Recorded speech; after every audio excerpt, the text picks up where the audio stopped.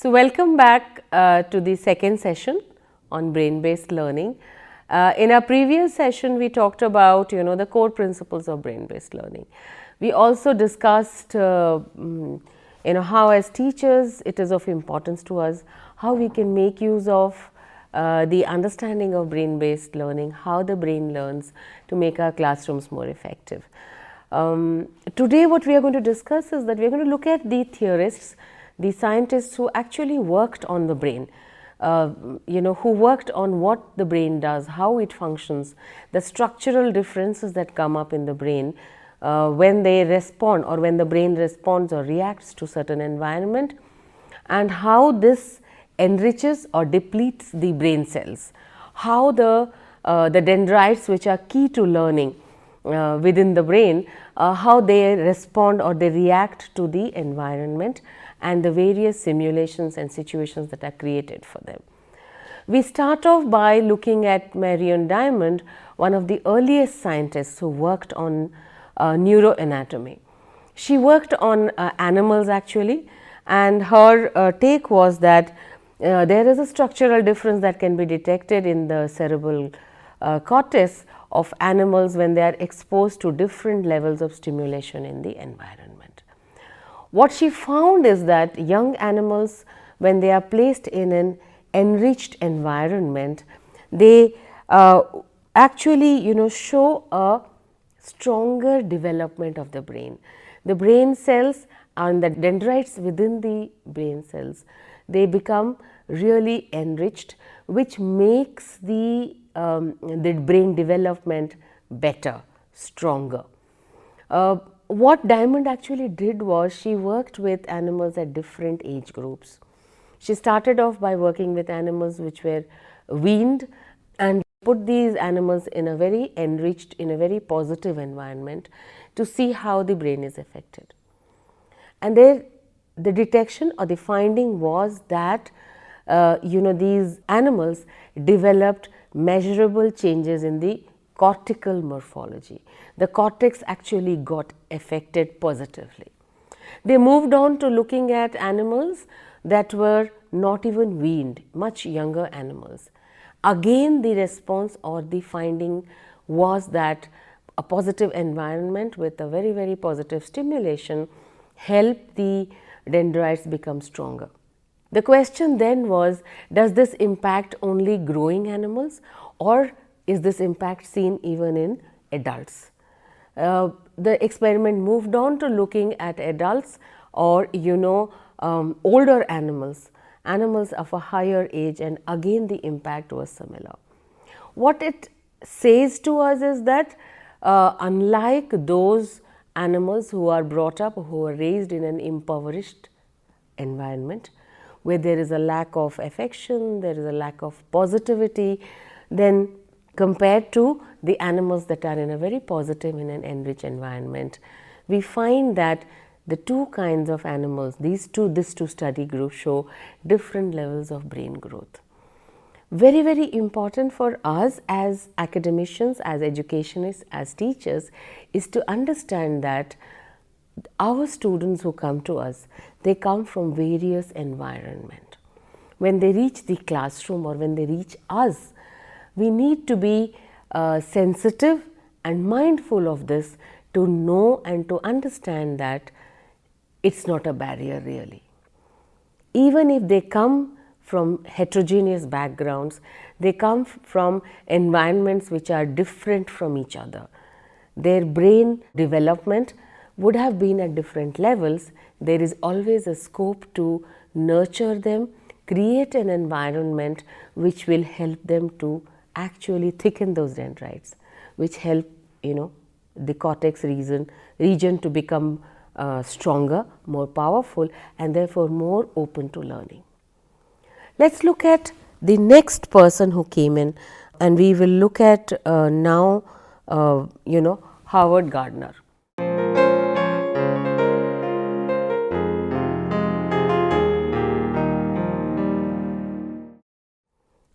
Why are we bringing in Gardner into the brain-based learning session? Because Gardner says that every type of intelligence is very closely related to what happens in the brain. The chemical changes that come inside the brain, different aspects, different parts of the brain that get impacted or that function, that are active based on the intelligence that the individual brings in. So, the different intelligences that he brings in are, musical intelligence, linguistic intelligence, logical, mathematical intelligence, spatial intelligence, or interpersonal intelligence, and so on. So, he actually brought in these 8 intelligences, to which interestingly he added what is called the existential intelligence and also the pedagogical intelligence. Of course, that is where we come in. As teachers or as instructors, facilitators, educationists, we do have what is called the pedagogical intelligence, right. When we look at these intelligences, we find that, for example, linguistic intelligence. The linguistic intelligence is typically found in the left temporal and frontal lobes. Let's look at what is there in the logical and mathematical intelligence. We notice that it's the left frontal and the right parietal lobes where we find this intelligence working in, and so on. I would not go in detail. When you go back to your e-learning lessons, you will find a detailed explanation on what Howard Gardner has done, what are the different intelligences, and how it has impacted, or how we can make use of that in a classroom, especially when we are designing our materials and when we are bringing in various ways of inculcating learning in the classroom. So, let us take a simple activity like reading from a printed material. Let us say there is some print in front of us and we are just reading from that. It is a simple activity, right? But this simple activity, when we look into the brain, what happens inside is a very complex process that goes on. The complex process of actually the eye reading or seeing the word on the page, that particular sensation getting registered primarily in the visual area. Then this word which is seen in the visual area gets related to the next level where it is understood as a particular word, and then that word is articulated. The complex process that goes in the simple act of actually just seeing a word and then speaking it out tells us that the brain is constantly in a complex process. It's making use of its various features again and again and again in a complex process to bring about a whole aspect of communication, to register what's available outside, to take it back into the brain, to decode it, and then to send it back. In simple terms, it takes in the input, it encodes that input, puts it back there for the brain to understand it, and then decode it so that the output is shared with the audience. We need to keep these things in mind when we are working with students and when we are working with learners who come from varied backgrounds, who come with multiple intelligences. For example, if I am somebody who is very, very pro-linguistic intelligence, that is predominantly my intelligence functions with linguistics, that is language related, then if I am put in an environment where the musical intelligence is honed, I may not respond very positively. I may still respond, but I may not be as effective, and vice versa, and that is something that we need to keep in mind. We move on to the next theorist who came in, and two of them who are called the Canaan Canes brain-based learning.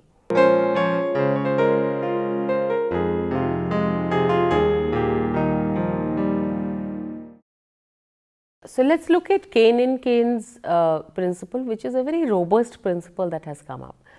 They have worked on research in various areas, as I said, including cognitive psychology, sociology, philosophy, education, even sports psychology, and also creativity research. They have found that human beings, they call, are living systems, and based on this they have built these 12 principles, and let's spend some time on that and see what exactly are they talking about. To start with, the very first principle that they bring in is that all learning is physiological. When we say all learning is physiological, what exactly are we talking about? We are saying that every little learning that happens, there is a physiological change that happens in the brain that is related to the whole body. And therefore one needs to look at what kind of setup, what kind of situation, and what kind of environment we are bringing in when we talk about learning. They say that the brain and mind is social, and therefore we observe that children learn better when they are in a group rather than when they are learning in isolation, when they are able to participate in group activities, when they are able to actually learn from each other. The second thing they say is that the search for meaning is innate in the brain, which means that the brain does not work in isolation. The brain does not function really well with rote learning or learning something to which it cannot form a meaning, which it cannot give a meaning to. Therefore, constantly the brain is creating patterns and learning in the process. We need to keep that in mind. The fourth one that they say therefore is that this search for meaning occurs through patterning. As I said just now, meaning is innate. The brain is constantly endeavoring to look for meanings, create meanings, and it does it through patterns. Therefore, repetition or a particular behavior or a particular input, if it is repeated and then we see its implementation, the repetition of this particular aspect helps us to create a pattern, and this pattern formation makes the meaning become stronger and stronger.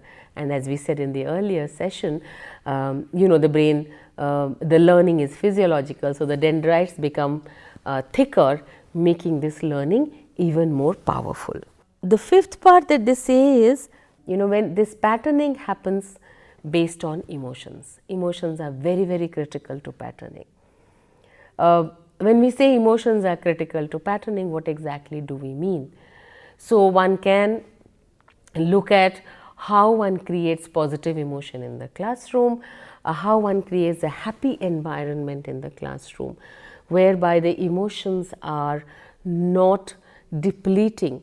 Imagine if you and I were sitting in a Dickinsonian classroom where we have an Oliver Twist sitting in there, the fear of being caned, the fear of being punished, the fear of, taking away rewards, which is as basic as food.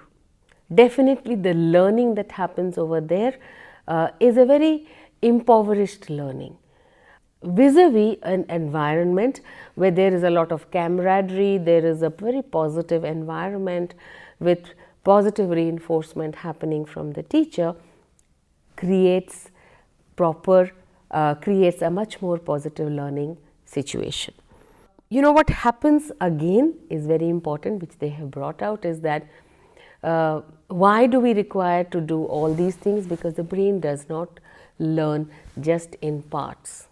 Because it is so important for the brain to create meaning, that the brain is constantly learning in parts and in wholes. So whenever we learning grammar, for example, we learn small parts of grammar, but we are constantly also connecting it to the whole language, the whole semantics of how we communicate, what we want to communicate, and whether we have been able to communicate or not. So the brain learns in a parallel process altogether. Because it is learning in a parallel process, because it is learning the part and the whole simultaneously, what is happening is, while there is focused learning, there is also peripheral learning. So what we are doing in the classroom could be that, for example, we are doing a very complex mathematical formula which we are teaching our students. it's important that we are able to connect this to the surroundings, to the real life that the child goes back to or the student goes back to, where this particular formula can be used. Or if, for example, we are doing a hands-on chemistry experiment, how this experiment in isolation, in a focused learning is important, has its own value, but it stays longer in the long-term memory if it is connected to the what I call the peripheral learning, or the situation where the real life situation where they can make use of it. Therefore, one needs to look at what are the different processes that goes on in the mind of the learner, the conscious and the unconscious process. And this is something that we need to give scope for. It will be different for different learners. Because it is different for different learners, one cannot create the same set of rewards, the same set of examples or case studies or actual practice sessions in the classroom. And last but not the least, we need to keep in mind that learning is developmental. It grows the way a student learns based on the kind of environment that is given, based on the social maturity of the person, the cultural maturity of the person, and the growth pattern that happens. And we need to keep this in mind, that this learning therefore is developmental, and learning is enhanced when we give them a challenging situation. So when students feel that there is a challenge which they can face and then come out of it as winners, come out of it with a solution rather than a stressful situation which is very punitive, learning is enhanced. And therefore, we need to keep in mind that creating a challenge which is not punitive, which is not negative, is important in any learning situation. However, not every student, not every learner will respond to the same challenge in the same way. Like we noticed, taking in Gardner's theory, there are multiple intelligences. So if a challenge is something that is not really catering to the, let's say, the learner's musical intelligence, and that is what is the predominant intelligence of this student, and we give them a challenge which is very mathematical and logical, then we will find that the students don't really respond to it. We need to keep that in mind when we are designing our content. So based on these 12 brain, mind, natural learning principles, what exactly happens, how did Canaan Canes bring this into a learning situation? What they said is that in order to learn and learn most effectively and learn best, one needs to be in an optimal state of mind. This optimal state of mind is what they call relaxed alertness. It basically means a situation or an environment where one faces low threat and high challenge. Remember, we talked about challenge vis-a-vis stress. They also said that there is something called the orchestrated immersion situation. What happens there is that in orchestrated immersion, the learner experiences multiple complex authentic situations. These complex and multiple and authentic situations help the learner to regularly go through active processing of experience, and when they do this active processing of experience, it helps them to make meaning. Now, keep in mind that the brain is constantly making meaning, right? Whatever one is doing, it's constantly making meaning, it's constantly creating patterns and thereby learning. To give you a very interesting example, there was a second grade teacher who was trying to teach grammar to these young kids. So what did this teacher actually do is that, using the traffic signal logic, she said that comma means slow down, full stop or period means stop, and the exclamation mark means emphasis. She said, when I say comma, I want you to slow down. Whenever I say period, I want you to stop dead in your tracks. And whenever I say exclamation mark, I want you to jump up and down. She tried this for about 5 to 6 minutes, and what happened is that she saw that the students were able to follow her instructions to the T, and they were actually enjoying it also. Why? Because they were really going through authentic experience. They were able to make meaning out of it. She took them back inside the class, and then she told them that now start reading. When they started reading now, they were able to really implement this.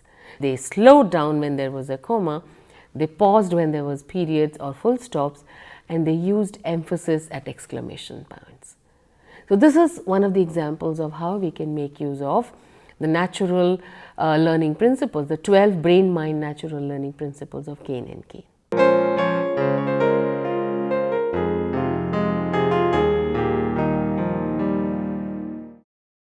To the next theorist who came in, Thomas Armstrong, who talked about neurodiversity. What it says is that neurodiversity talks about neurological development in a normal human being, and it says that the differences that are there, the normal human differences that are there, is recognized and respected in other human variation, which it means that neurological development can happen differently in different people. So neurodiversity is a term which recognizes the variability in brain development among humans. It says that instead of looking at different types of brains, what one needs to look at is celebrate the strength and gifts of an individual while recognizing the challenges which arise with neurological difference. Very important when we are dealing with students or when you are dealing with children who have dyslexia, or children who are autistic, or children who have ADHD kind of situation. We find that each type of learner reacts and learns a particular skill and is not open to another kind of skill.